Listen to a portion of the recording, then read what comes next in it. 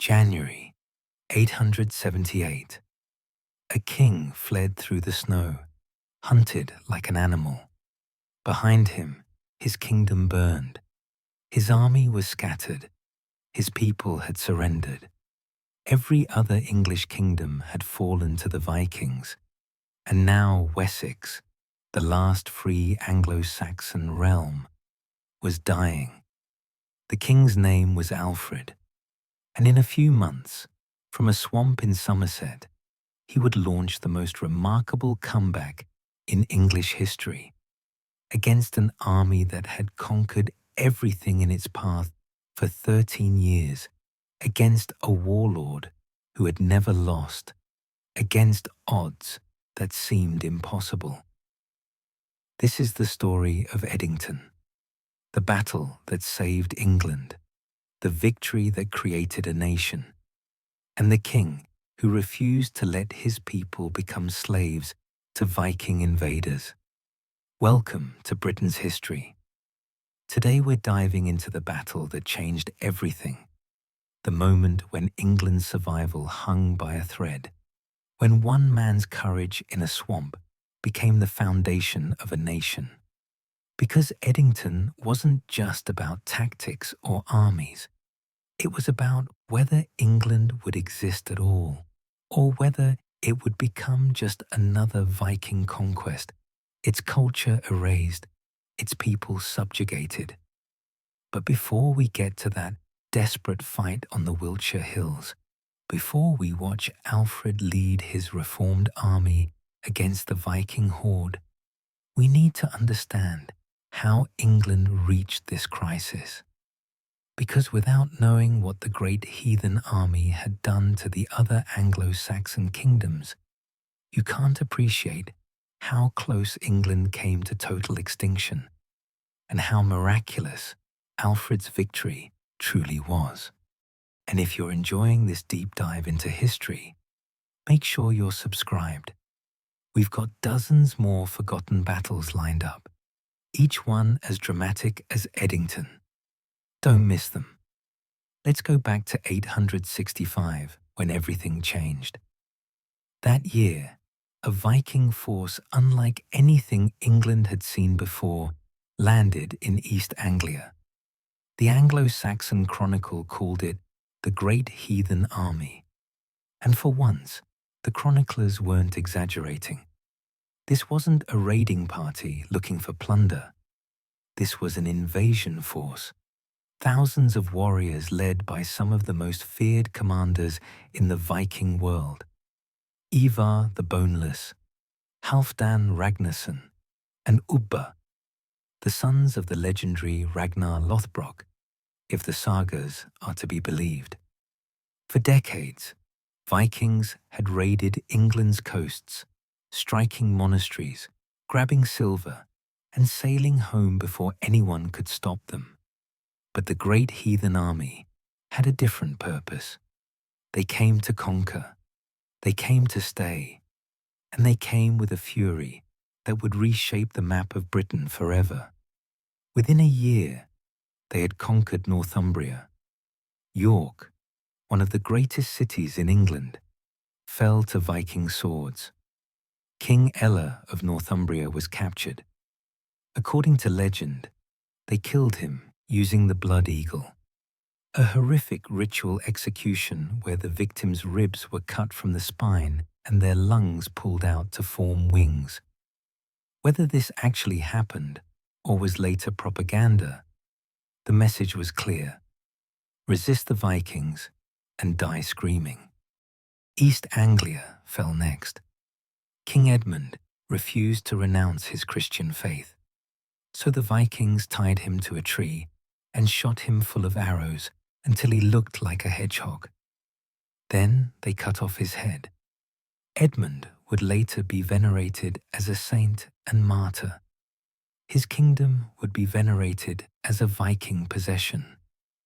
Then came Mercia, the great central kingdom that had once dominated England.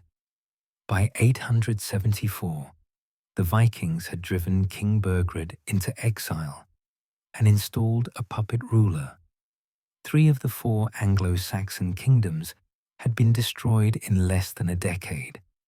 Only Wessex remained, and Wessex was next. Think about what this meant for ordinary English people. In a single generation, their entire world was collapsing. Churches burned, monasteries looted, villages enslaved. The civilization their ancestors had built over centuries was being systematically dismantled by pagan warriors who showed no mercy. Would you have kept fighting? Or would you have accepted the inevitable and submitted? Drop your thoughts in the comments. Alfred became King of Wessex in 871, at the age of 22. He inherited a kingdom at war and an army exhausted from constant fighting.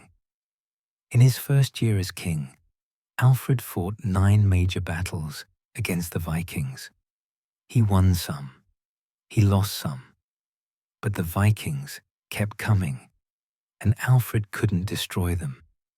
Eventually, he had to pay them to leave, the infamous Danegeld, tribute money that bought temporary peace but solved nothing. For the next few years, an uneasy truce held. The Vikings consolidated their conquests, settling in the lands they'd taken, dividing them among their warriors. Alfred used the breathing space to strengthen his defenses. But everyone knew the peace wouldn't last. The Vikings wanted Wessex, and their new leader, a warlord named Guthrum, was determined to take it. Guthrum was a cunning and relentless commander. He'd arrived with the Great Summer Army in 871, reinforcing the original invasion force, and had quickly risen to lead the Vikings' southern operations. He'd already proven he couldn't be trusted. In 876, he'd sworn a peace oath with Alfred on holy relics, the most sacred oath a Viking could take, and then broken it within months. He'd seized Wareham, then slipped away to Exeter when Alfred cornered him. Another peace treaty followed. Another betrayal was inevitable. It came on Twelfth Night, January 6th, 878. Alfred was celebrating Christmas at his royal estate at Chippenham in Wiltshire. It should have been safe. It was midwinter, when armies didn't campaign. The Vikings were 30 miles away in Gloucester. There was no warning. Guthrum attacked in the dead of night with his entire army. The assault was devastating. Alfred's household guards were overwhelmed. The king himself barely escaped, fleeing into the winter darkness with a handful of followers. Behind him, Chippenham burned. His army scattered. His kingdom collapsed. Within weeks, most of Wessex had submitted to Guthrum. The Anglo-Saxon Chronicle records the grim reality. Most of the people they killed, except the King Alfred, and he, with a little band, made his way by wood and swamp. Lords who had sworn loyalty to Alfred now swore loyalty to Guthrum. Villages that had looked to their king for protection now looked to Viking overlords. Wessex, the last free English kingdom, had fallen. And Alfred? Alfred was hiding in a swamp. The Somerset levels were one of the most inhospitable places in England, a vast wetland of marshes, bogs and waterways, impassable to anyone who didn't know the secret paths. Here, on a small island called Athelney, Alfred established a refuge. It was barely more than a hill rising from the marsh, accessible only by boat or hidden causeways. But it was defensible, and it was hidden. This is where legend meets history. The famous story of Alfred burning the cakes comes from this period. The tale of a fugitive king, his identity unknown, being scolded by a peasant woman for letting her bread burn while lost in thought. Whether it happened exactly this way, we'll never know. But the core truth is undeniable. The King of Wessex had been reduced to hiding in huts, dependent on the charity of his poorest subjects, planning his comeback while his enemies hunted him. Here's a question worth considering. In Alfred's position, would you have kept fighting? Your kingdom is conquered. Your army is gone. Most of your nobles have submitted to the enemy. You're hiding in a swamp with a handful of men, hunted by the most feared warriors in Europe. Every rational calculation says to flee, to accept exile like the Mercian king before you. But Alfred refused. He chose to fight from the swamp. What does that tell us about the man? Let me know in the comments. But Alfred wasn't just hiding. He was planning, organizing, rebuilding. From Athelney, he waged a guerrilla campaign against the Vikings, raiding their supply lines, ambushing their patrols, reminding the people of Wessex that their king was still alive and still fighting. He sent messengers to the ealdormen of Somerset, Wiltshire, and Hampshire, the nobles who commanded the local militias. He tested their loyalty. He made promises. He laid the groundwork for a counterstrike. Meanwhile, fate delivered an unexpected blow to the Vikings.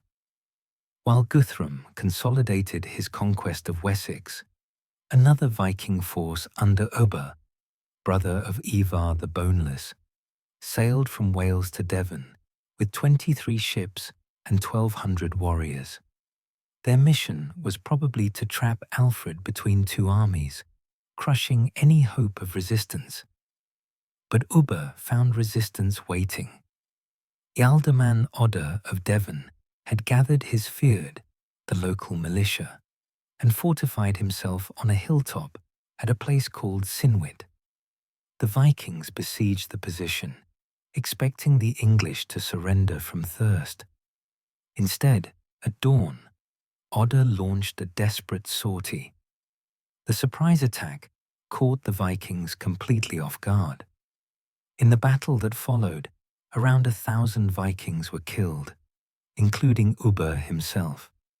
The English captured the legendary Raven Banner, the Vikings' sacred standard that supposedly predicted victory or defeat. The Battle of Sinwit proved that Vikings could be beaten, that English warriors could still win. That resistance wasn't futile. News of the victory spread through Wessex like wildfire, and in his swamp fortress, Alfred knew the moment had come. In the 7th week after Easter, early May 878, Alfred rode out from Athelney to a place called Egbert Stone, at the eastern edge of Selwood Forest. Here, the ealdormen had gathered their fyrds, answering their king's summons. The Anglo-Saxon Chronicle records the moment with restrained emotion. There came to meet him all the people of Somerset and of Wiltshire, and of that part of Hampshire, which is on this side of the sea, and they rejoiced to see him. They rejoiced to see him. 4 months earlier, Alfred had been a fugitive, hiding in marshes. Now he stood at the head of an army, perhaps 4,000 men, gathered from 3 shires, ready to fight for their king and their kingdom. It was a remarkable achievement of organization, communication, and loyalty. In the darkest hour, Alfred had kept faith with his people, and they had kept faith with him. The next day, Alfred's army marched to Iley Oak, near Warminster, where they camped for the night. The following morning, they advanced to meet Guthrum's Vikings at Edington, known in Old English as Ethandun, on the edge of Salisbury Plain. The exact site of the battle is still debated by historians, but it was probably near the modern village of Edington in Wiltshire. The Vikings had taken position on high ground, perhaps around Bratton Camp, an ancient Iron Age hill fort. Guthrum had roughly 4,000 warriors, experienced killers who had conquered 4 kingdoms and never been decisively defeated in 13 years of campaigning. They were confident. They had reason to be. But Alfred had something they didn't expect: an army that believed. The battle began in the morning and lasted all day. Alfred's biographer Asser, a Welsh monk who knew the king personally, describes the fighting. Fighting ferociously, forming a dense shield wall against the whole army of the pagans, and striving long and bravely. At last, he gained the victory. He overthrew the pagans with great slaughter, and smiting the fugitives, he pursued them as far as the fortress. A shield wall battle was the most brutal form of Dark Age combat. 2 walls of men, shields locked together, pushing, stabbing, hacking at each other for hours. There were no clever tactics, no flanking maneuvers, no cavalry charges. Just men standing toe to toe, killing each other until one side broke. Victory went to whoever had more courage, more endurance, more will to win. Alfred's men had all 3. They'd seen their kingdom conquered, their churches burned, their families enslaved. They were fighting not just for their king, but for their survival as a people. And after hours of savage combat, the Viking shield wall cracked. Then it broke. Then it ran. The pursuit was merciless. Alfred's men chased the fleeing Vikings to their fortress, probably Chippenham, the very place where Guthrum had launched his treacherous attack 5 months earlier. The irony wasn't lost on anyone. The hunters had become the hunted. The conquerors were now the besieged. For 14 days, Alfred surrounded Guthrum's stronghold. The Vikings were trapped, their army shattered, their supplies running out. They couldn't break out. They couldn't be reinforced. They could only wait and starve. Finally, Guthrum did something he'd never done before. He surrendered unconditionally. The terms Alfred demanded were extraordinary. Guthrum must give hostages and receive none in return, a reversal of the normal practice that showed who now held power. He must swear to leave Wessex immediately, and most remarkably, he must accept baptism and convert to Christianity, with Alfred himself serving as his godfather. 3 weeks after the surrender, Guthrum came to Alfred at Aller, near Athelney, the very swamp where Alfred had hidden as a fugitive. There, in the church where Alfred had perhaps prayed during his darkest days, the Viking warlord was baptized. Alfred gave him a new name, Ethelstan, meaning noble stone. The man who had tried to destroy Christian England was now, officially, a Christian king. The ceremony transformed Guthrum from enemy to adoptive son. In the medieval world, the bond between godfather and godchild was sacred, a relationship of mutual obligation that couldn't be broken without spiritual consequences. Alfred wasn't just converting a pagan. He was binding Guthrum to him, making betrayal not just a political act, but a sin against God. It was a masterstroke of diplomacy wrapped in religious ritual. The following week, Alfred and Guthrum travelled to Wedmore in Somerset, where they feasted together for 12 days. Former mortal enemies now bound by baptism and treaty. The Peace of Wedmore established the boundaries between Alfred's Wessex and Guthrum's territory. England would be divided, the southwest for the English, the northeast for the Danes. This Danish territory would become known as the Danelaw, a region where Danish law and customs prevailed, stretching from London to York.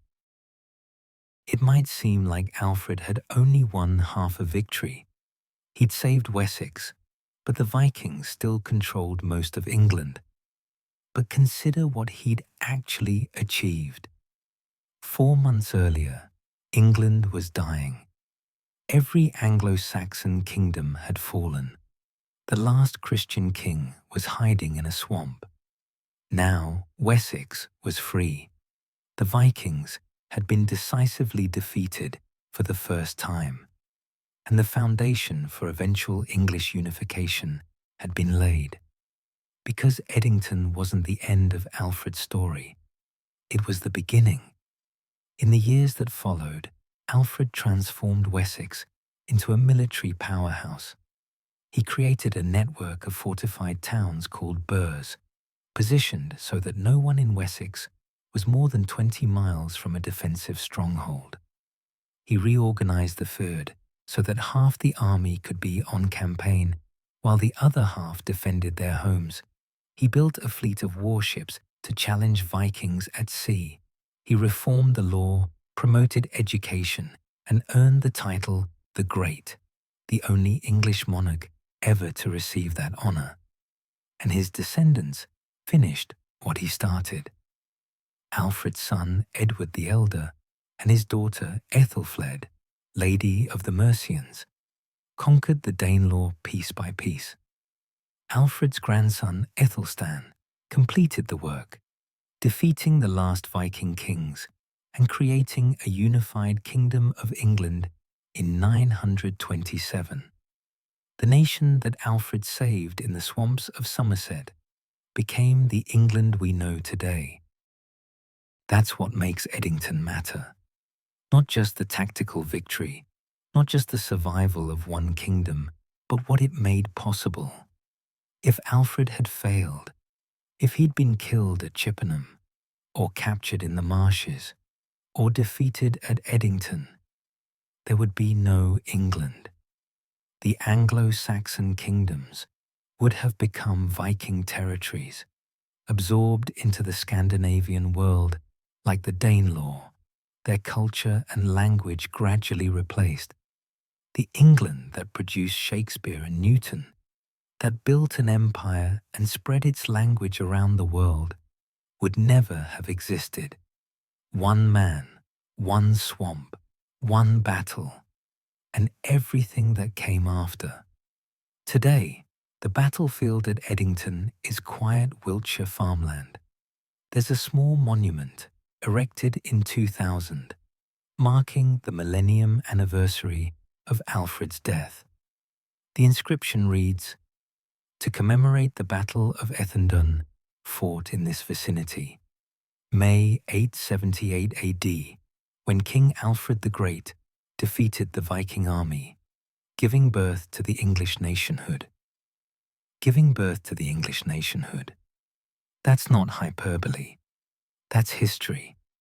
The Somerset levels, where Alfred hid, have been drained now, transformed into peaceful farmland. Athelney is no longer an island, just a small hill above the fields. A monument marks the spot where the fugitive king built his fortress. But walk there on a winter morning, when the mist rises from the low ground and the world feels ancient and mysterious, and you can almost imagine what it was like. A king in hiding, an army gathering, a nation waiting to be born. Alfred the Great died in 899, having reigned for 28 years. He was buried at Winchester, the capital he'd made great. His legacy was a kingdom saved, a culture preserved, and a lineage that would unite England. More than 1,000 years later, statues of Alfred stand in Winchester, in Wantage, where he was born. and in countless other places that remembered the king who wouldn't give up. What makes Alfred's story resonate isn't just the military victory. It's the comeback. It's the refusal to accept defeat when defeat seems certain. It's the king who lost everything and won it back through courage, cunning, and an unbreakable will.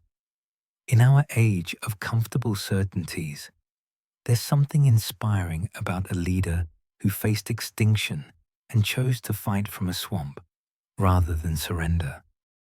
Within 50 years of Edington, Alfred's descendants ruled all of England. Within a century, England was the wealthiest and most organized kingdom in Western Europe.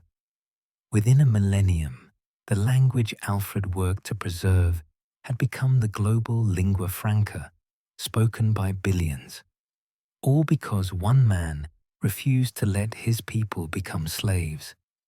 If this is the kind of history that fascinates you, the turning points, the impossible victories, the moments when everything hung in balance, then you know what to do.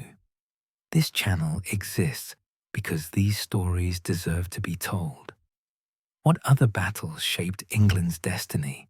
The Viking wars that followed, the Norman conquest that changed everything, the forgotten victories that made Britain great. Drop your suggestions below. Thank you for watching Britain's history. The stories that mattered, told the way they deserved.